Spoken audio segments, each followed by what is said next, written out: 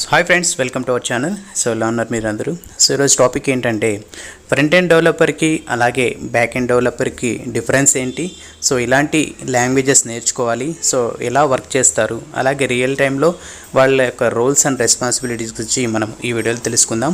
So only ఇది like మనకి జనరల్గా మనకి సాఫ్ట్వేర్ కంపెనీలో so different type of developers అయితే ఉంటారు కదా. సో ఏ డెవలపరు దేనికి రిలేటెడ్ అనే విషయాన్ని గురించి మనం తెలుసుకుందాము.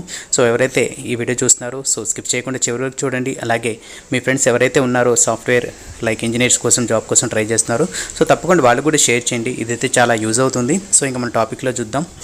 ఫస్ట్ మనం దీని గురించి డిస్కస్ చేసే ముందు సో డెవలపర్ అంటే ఎవరు, సో దాని యొక్క లైక్ ప్రాసెస్ ఏ విధంగా ఉంటుంది అనేది గురించి తెలుసుకుందాము. సో జనరల్గా మనము ఏదైనా ఒక అప్లికేషన్ కానీ ఏదైనా సాఫ్ట్వేర్ కానీ లేదంటే ఏదైనా యాప్ కానీ డెవలప్ చేయాలంటే సో ఫస్ట్ డెవలపర్స్ అనే అతను సో ఏదైతే రిక్వైర్మెంట్ ఉందో సో దాన్ని అర్థం చేసుకుని ఆ ప్రోడక్ట్ని లేదా ఆ సాఫ్ట్వేర్ని డెవలప్ చేయడం అయితే జరుగుతుంది. సో ఈ డెవలప్ చేయడానికి డిఫరెంట్ కైండ్ ఆఫ్ లాంగ్వేజ్ని యూస్ చేస్తారు. సో ఇందులో మనకి ఫ్రంట్ ఎండ్ డెవలపరు అలాగే బ్యాక్ ఎండ్ డెవలపర్ అనే వాళ్ళు ఉంటారు. సో జనరల్గా ఇది జరిగే ప్రాసెస్. సో ఇంకా మనం క్లియర్గా తెలుసుకుందాం. సో ఫ్రంట్ ఎండ్ డెవలపర్కి సంబంధించిన ఫస్ట్ మనం డెఫినేషన్ చూద్దాము. Front end developer are responsible for effectively implementing visual components on website. So ఇక్కడ చూసుకుంటే మనము ఫ్రంట్ ఎండ్ డెవలపర్స్ అనే వాళ్ళు లైక్ విజువల్ కాంపోనెంట్స్ని ఇంప్లిమెంట్ చేయడం అయితే జరుగుతుంది. సో ఇవైతే మనం వెబ్సైట్ ఓపెన్ చేయగానే ఏదైతే ఆప్షన్స్ మనకు కనిపిస్తాయో సో ఆప్షన్స్ని ఆ ఫ్యూచర్స్ని లైక్ ఆ బటన్స్ని కానీ మొత్తము ఫ్రంట్ ఎండ్ డెవలపరు డెవలప్ చేస్తారు. సో వాళ్ళ యొక్క రెస్పాన్సిబిలిటీగా తీసుకుంటారు. సో నెక్స్ట్ చూసుకుంటే బ్యాక్ ఎండ్ డెవలపర్ డెఫినేషన్ చూసుకుంటే back end developers work on the server side development, they focus on databases scripting website architecture. So ఇక్కడ వీళ్ళు ఏంటంటే మెయిన్గా వీళ్ళు ఫోకస్ ఏం చేస్తారు, సో లాంగ్వేజెస్ గురించి అలాగే నెక్స్ట్ డేటాబేస్ కనెక్టివిటీ చూసుకుంటారు. సో నెక్స్ట్ వచ్చేసి మనకి ఆర్కిటెక్చర్ లెవెల్లో ఏ విధంగా ఉంది సో దాన్ని బేస్ చేసుకొని డెవలప్ చేయడం అయితే జరుగుతుంది. నెక్స్ట్ జనరల్గా మనకి ఫ్రంట్ ఎండ్ డెవలపర్స్ అయితే ఎవరైతే ఉన్నారో సో వాళ్ళు ఏ లాంగ్వేజ్ మీద వర్క్ చేస్తారు అనేది చూసుకుంటే మనము the language that front end web developers should be familiar with HTML, CSS and JavaScript. So ఈ లాంగ్వేజెస్ యూస్ చేసి వాళ్ళు ఒక వెబ్ అప్లికేషన్ కానీ సాఫ్ట్వేర్ కానీ డెవలప్ చేయడం అయితే జరుగుతుంది. సో కంపల్సరీగా జావా స్క్రిప్ట్ అలాగే HTML, CSS సో ఈ కంపల్సరీగా అయితే వాళ్ళకి రావాలి. సో అలాంటప్పుడు మాత్రమే వాళ్ళు డిజైన్ చేయగలుగుతారు.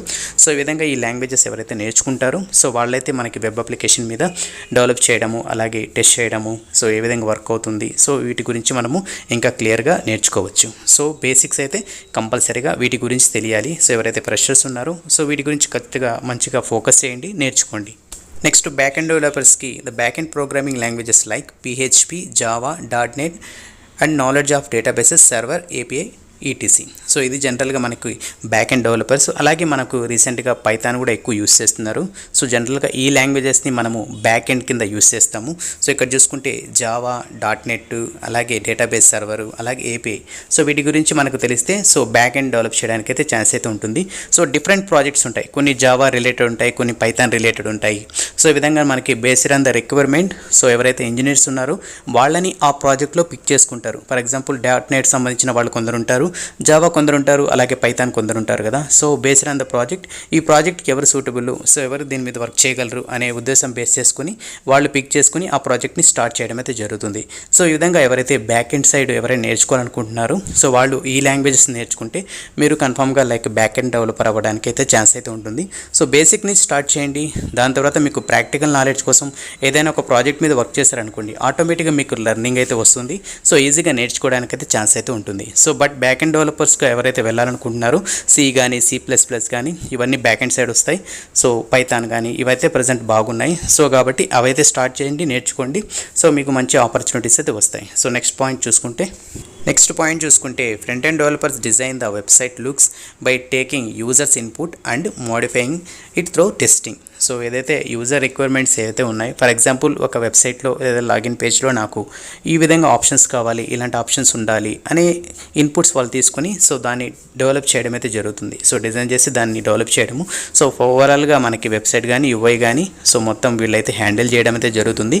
So based on the user so దాని తర్వాత వాళ్ళు యూనిట్ టెస్టింగ్ చేస్తారు. సో బేసిక్స్ ఏదైతే ఎలా వర్క్ అవుతుంది, ఫర్ ఎగ్జాంపుల్ నేను ఒక డేటాని ఇచ్చాను, ఆ డేటా అనేది ప్రాపర్గా చూపిస్తుందా లేదా ఇంకేమైనా ఎర్రర్స్ వస్తున్నాయా అనేది ఫ్రంట్ ఎండ్ డెవలపర్ హ్యాండిల్ చేస్తారు. సో దాని తర్వాత వాళ్ళు అప్డేట్ చేయడం అయితే జరుగుతుంది. ఇంకా బ్యాక్ ఎండ్ ఇష్యూస్ ఏమైనా వస్తే ఆ టీము హ్యాండిల్ చేస్తారు. సో బ్యాక్ ఎండ్ టీమ్ ఎవరైతే ఉన్నారో వాళ్ళు హ్యాండిల్ చేస్తారు. ప్రస్తుతానికి యూఐ రిలేటెడ్ ఏమైనా ఎర్రర్స్ కానీ పాప్స్ కానీ సో డేటా ఇన్పుట్ చూపించడం కానీ ఇవన్నీ ఏదైతే ఇష్యూస్ ఉంటే సో ఫ్రంట్ ఎండ్ డెవలపర్స్ చూసుకుంటారు. Next one, back end developers develop an application that support the front end. They should also provide support security and content management. So ఇక్కడ back end developers ఏం చేసుకుంటారు, so front ఎండ్కి support అయ్యే విధంగా అప్లికేషన్ని so develop చేయడం అయితే జరుగుతుంది. So back end languages use చేసి దాంతోపాటు లైక్ సపోర్ట్ కానీ సెక్యూరిటీ కానీ సో ఇవన్నీ వాళ్ళు మేనేజ్ చేస్తారు. సో అప్లికేషన్ యొక్క సెక్యూరిటీ ఏ విధంగా ఉంది, అలాగే దాని యొక్క సపోర్ట్ కానీ సో ఈ ఇన్ఫర్మేషన్ ఏదైతే మొత్తం గ్యాదర్ చేసి దాన్ని బేస్ చేసుకుని డెవలప్ చేయడం అయితే జరుగుతుంది. సో మొత్తము బేస్డ్ ఆన్ ద రిక్వైర్మెంట్ ఏదైతే రిక్వైర్మెంట్ ఉందో సో దాన్ని బేస్ చేసుకొని సో డెవలప్ చేస్తారు. సో ఇంకేమైనా వాళ్ళకి డిజైన్ లెవెల్ ఏమైనా ఇష్యూస్ ఉన్నా లేదన్నా ఏమైనా డౌట్స్ ఉన్నా డైరెక్ట్గా ప్రొడక్ట్ ఓనర్తో కానీ సో ప్రొడక్ట్ డిజైనర్తో కానీ వాళ్ళతో డీల్ చేసుకొని, లేదంటే మనకి కస్టమర్ ఉంటారు కదా సో కస్టమర్స్తో కానీ క్లయింట్తో కానీ రోజు డిస్కస్ చేసి ఆ ఇన్పుట్స్ని తీసుకోవడం అయితే జరుగుతుంది. నెక్స్ట్ పాయింట్ చూసుకుంటే front end developer should make sure that the website is accessible to all users. It remains responsive in all views, mobile and desktop. So ఏదైతే అప్లికేషన్ ఉందో అప్లికేషను అన్నిటికీ సపోర్ట్ చేసే విధంగా డెవలప్ చేయడం అయితే జరుగుతుంది.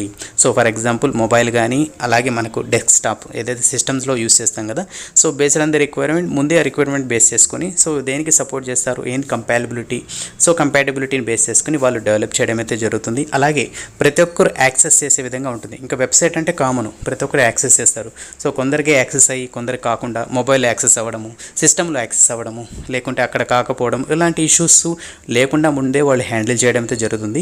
సో ఒక వెబ్సైట్ అనేది పబ్లిక్గా రిలీజ్ చేసినప్పుడు సో ప్రతి ఒక్క యూజరు యాక్సెస్ చేయడానికి అయితే పర్మిషన్ అయితే ఉంటాయి. సో దానికి ఎలాంటి రిస్ట్రిక్షన్ అయితే ఉండవు. సో కాబట్టి రిస్ట్రిక్షన్స్ ఏం లేకుండా యాక్సెస్ చేసే విధంగా వాళ్ళు డెవలప్ చేయడం అయితే జరుగుతుంది.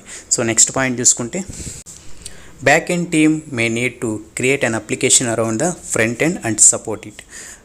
Moreover, they need to make sure that the website opens up and functions properly.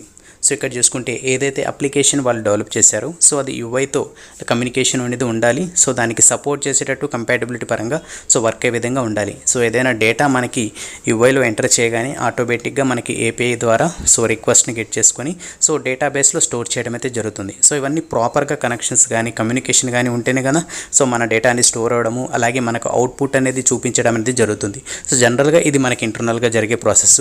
ఏదైనా డేటా మీరు ఏదైనా అకౌంట్ క్రియేట్ చేయగానే అది ఏం చేస్తుంది, ఆ క్రియేట్ అనేటప్పుడు మనకి ఏపీఐ కాల్ అయ్యి సో మీ డేటా ఏదైతే ఉందో అది డేటాబేస్లో స్టోర్ చేయడం అయితే జరుగుతుంది. సో నెక్స్ట్ యూజర్ క్రియేట్ అయిన తర్వాత మీరు లాగిన్ అవ్వడం జరుగుతుంది. సో లాగిన్ అవ్వగానే ఆటోమేటిక్గా మీ డీటెయిల్స్ ఆల్రెడీ డేటాబేస్లో స్టోర్ ఉన్నాయి కాబట్టి సో జస్ట్ మీ డేటాని తీసుకొని ఆ డేటాబేస్ నుంచి ఏపీఐ కాల్ ద్వారా మళ్ళీ మీకు యూఐలో చూపించడం అయితే జరుగుతుంది. సో ఈ విధంగా మనకు అప్లికేషన్ ప్రాపర్గా వర్క్ అయ్యే విధంగా వాళ్ళు చెక్ చేస్తారు. సో దాని నుంచి ఏ విధంగా కాల్స్ వెళ్తున్నాయి, సో కమ్యూనికేట్ అవుతుందా లేదా, సో ఇలాంటి రెస్పాన్సిబిలిటీ మొత్తం మనకి బ్యాక్ ఎండ్ డెవలపర్స్ చూసుకుంటారు. అలాగే వాళ్ళ సైడ్ నుంచి లేదు ఇంకేమైనా వేరే ఇష్యూస్ ఉన్నాయి యూఐ నుంచి అంటే ఇంకా యూఐ డెవలపర్స్ జంప్ చేసి సో దాన్ని రిజాల్వ్ చేయడం. సో ఈ విధంగా మనకి ఫ్రంట్ ఎండ్ అలాగే బ్యాక్ ఎండ్ డెవలపర్స్ వర్క్ చేసి సో ఫైనల్గా ఒక అప్లికేషన్ డెవలప్ చేయడం అయితే జరుగుతుంది. సో దాని తర్వాత ఇంకా టెస్టింగ్ టీము ఇంకా ఇన్వాల్వ్మెంట్ అయ్యి సో టెస్ట్ ప్లాన్ రాసుకొని సో ఫస్ట్ ఒక మాడ్యూల్స్ని టెస్ట్ చేయడము అలాగే హోల్ ఫంక్షనాలిటీ ఫ్యూచర్ని పర్ఫార్మెన్స్ టెస్టింగ్ డిఫరెంట్ ఆఫ్ టెస్టింగ్ని పర్ఫామ్ చేసి ఒక అప్లికేషన్ అఫీషియల్గా రిలీజ్ చేయడం అయితే జరుగుతుంది. సో ఇది ఫ్రెండ్స్ ఈరోజు టాపిక్. సో ఈ వీడియో నచ్చినట్టయితే జస్ట్ లైక్ చేయండి, అలాగే మీ ఫ్రెండ్స్ కూడా షేర్ చేయండి. సో మీ సపోర్ట్ ఎప్పుడు కోరుకుంటున్నాను. నెక్స్ట్ వీడియోలో మళ్ళీ కలుద్దాం. అంతవరకు keep smiling, have a nice day.